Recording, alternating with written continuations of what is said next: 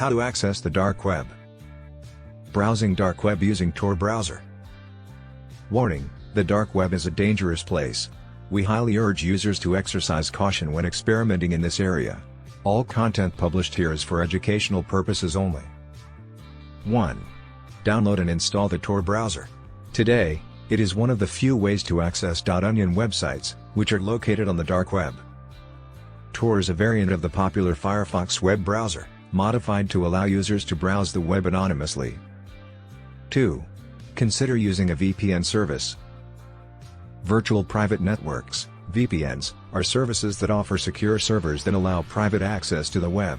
These servers mask your origin and may emulate locations from many other places in the world.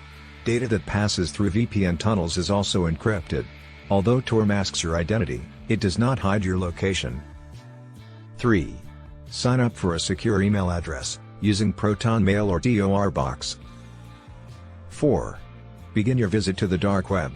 Onion is a domain exclusively used on the dark web. Here are a couple of relatively harmless Onion addresses that you can try out.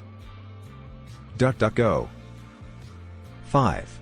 Searching the dark web, DuckDuckGo is your friend.